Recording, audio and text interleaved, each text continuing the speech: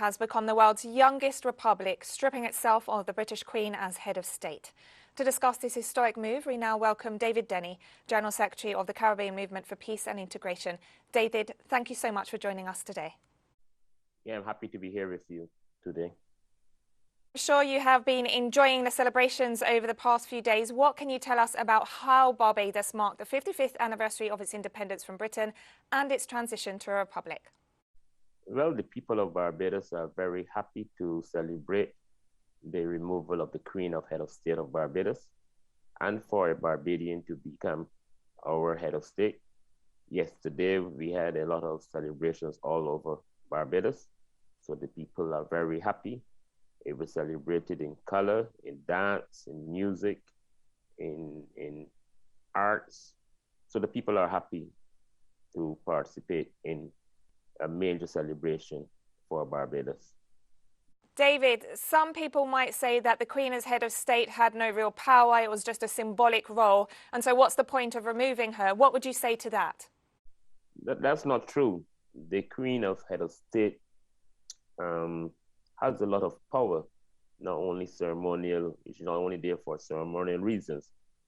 Every time a resolution is passed in Parliament, it goes to the upper house within our parliamentary system, and then it only becomes law when the Queen representative, which is the Governor General in Barbados, signs off on that legislation.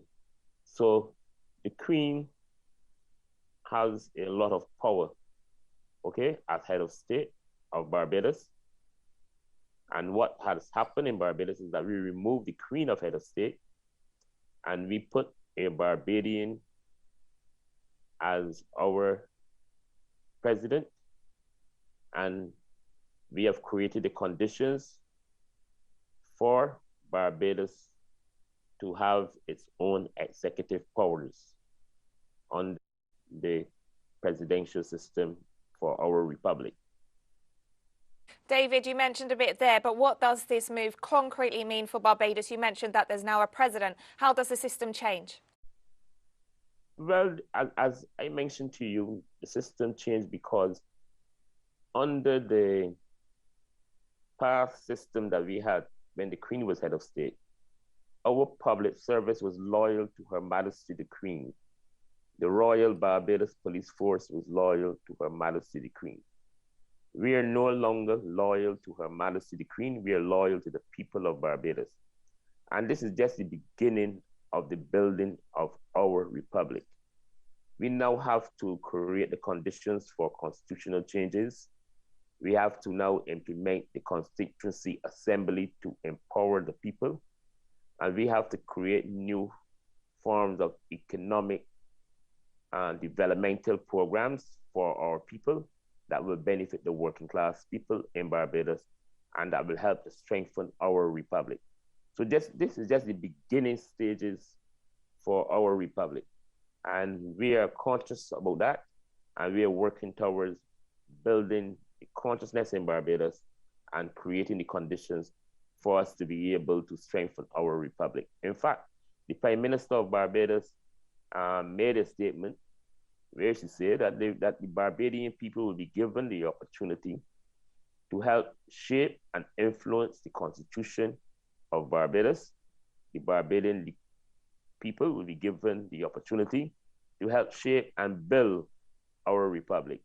So it's just the beginning stages, but we will move it to a higher level in the future. David, there are calls for reparations from Britain for slavery, including from the royal family, which profited hugely from the slave trade. What can you tell us about this campaign? Yes, our movement, we object to Prince Charles coming to Barbados to participate in the ceremony because the royal family benefited from slavery in Barbados. And we are saying that the royal family should pay reparation. We are also saying that Richard Drax should pay reparation. Richard Drax is the richest parliamentarian in Britain who represent the constituency of Dorset South. We are saying he should also pay reparation because up to this day, he is an owner of a plantation in Barbados that continue to exploit working class people in Barbados. We are also saying that the government of Britain should pay reparation, and all of those businesses and companies that would have benefited from slavery, we are saying that they too should pay reparation to our people in Barbados. We are also saying that the royal family should also apologize, okay, for supporting slavery against our people. And reparation can be paid in many forms.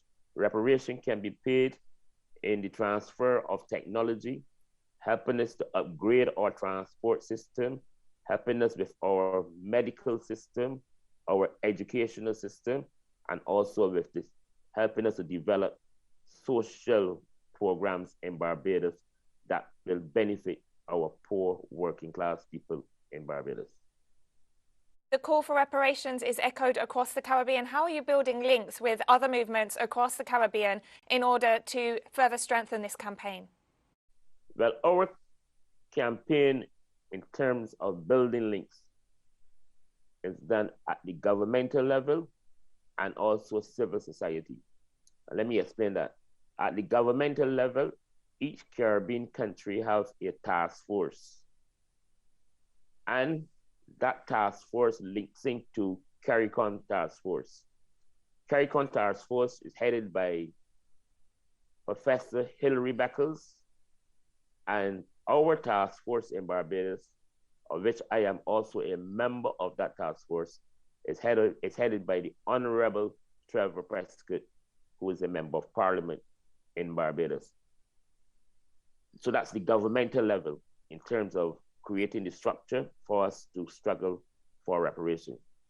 At the civil society level and the Pan-Africanist groupings levels, several Pan-Africanist organizations have come together and formulated a regional body that allow us to work together to demand reparation. And then we link in to the Global African Congress, which is a global institution that also supports the whole question of reparation for African people and African descendants. David Denny, the General Secretary of the Caribbean Movement for Peace and Integration, thank you so much for joining us today and for sharing your perspective on this historic move for Barbados. Thank you. Thank you also.